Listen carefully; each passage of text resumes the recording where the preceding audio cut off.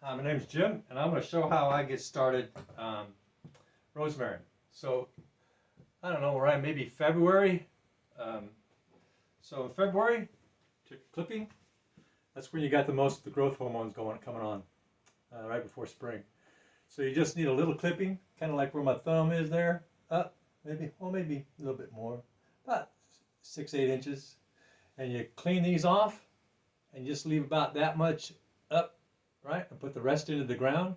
So this part from thumb to thumb goes in the ground.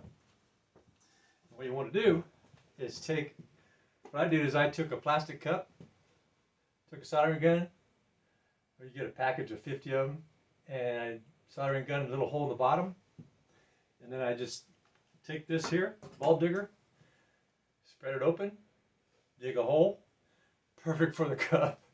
So I just go dig a bunch of holes and drop them right in there.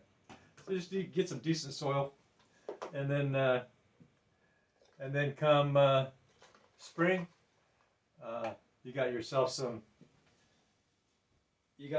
nice rosemary plants. So this was probably, well, it's got a bunch more shoots coming out, but I got more of these in the back, or actually they're in the front now. And so, give them to your friends, family, sell them, whatever you want to do. I mean, you can see how many you can make. I just now clipped, this is November 15th, I think, close to it, 2025. So I just now clipped these. I usually don't do it this time of year, but you do things when you can find the time. And so what I'm going to end up doing with these is so when they dry out,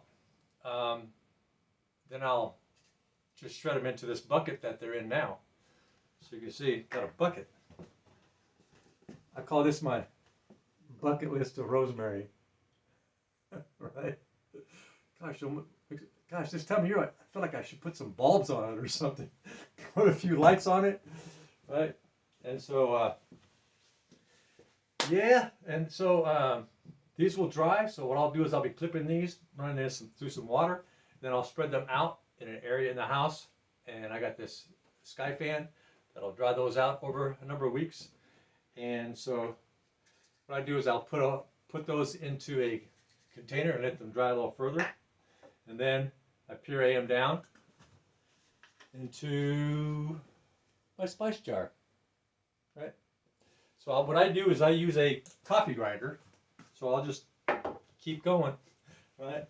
Get this coffee grinder here and shake it as I'm grinding it, and it grinds it up into a nice powder. And that is my process of starting rosemary and breaking them all down, drying them out, and all that kind of stuff. And so what I'll end up doing is cutting these in a little more sections and washing them off, and then let them dry. And that's kind of it for rosemary. You don't need to do anything special to them, and that's simple stuff, right? I think I had like 9 of them that I started, and I think all 9 of them survived, from what I remember. I was giving them away. So what I would do to make sure that they rooted, a couple months later, is to give them a little tug. If they won't come out, then they're rooted, right? And all of them wouldn't come up. Now, about a month after I put them in the ground, I can still pull them up easy. But 2 months later, every single one of them were rooted. So, yeah, start them in the wintertime. Strange, right? I got radishes growing out there right now. They're still tiny. Well, some of them are ripening, but I start radishes in the winter for winter radishes. You do carrots around here. This is 8.5 or something, 8 area zone. I got kale, Brussels sprouts, different kinds of lettuce. So I have a organic garden that I grow 12 months out of the year. So I get produce from my organic gardens 365. And so when I go to make my dinner, I go, let's go see what's available out there. So I'll have like a base, maybe some yam base, or just whatever I want for a base, brown rice, whatever. And then I'll go out there and pick my toppings, and that's my dinner. And so most of my dinners are organic. I eat 1 meal a day. I have for going on 6 years now. 1 meal a day. OMAD. It's called OMAD. Feel great. I've never felt like this in my life. This is really cool.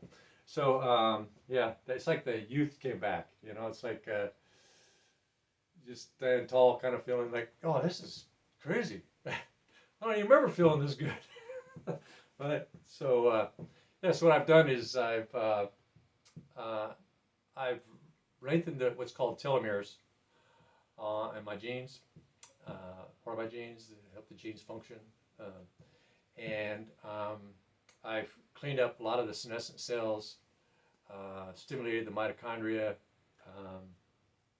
Yeah, so my biological age tested of December of last year was between 17 years old and 23. Now that's biological. Now, I lost a lot of weight, and so when you lose 70 pounds, something pounds, especially as in your 40s or older, your skin was stretched, right? So it's going to have you're gonna have extra skin a little bit here and there. But not bad. It wasn't as bad as I thought it was going to be. It's just those years, you know, you get married, family, and you just eating 3 times a day and snacking, and you know, you get in that routine along with the kids, and year after year, and then you know, it just slowly creeps up. I always thought my clothes dryer was shrinking my clothes. So, man, I always have to. Every year, I seem to have to go buy more clothes. Yeah, it was that creeping weight, right? I didn't get on the scale to monitor it. Now I get on the scale every single morning. So when I get up, you know, go to the bathroom, brush my teeth, wash my face, get on that scale. And that's my daily reminder to monitor my food intake. And so, well, this was about rosemary, huh? Well, I like to throw a little extra, right? Because to me, it's not about how long we live. It's about how we choose to live, right?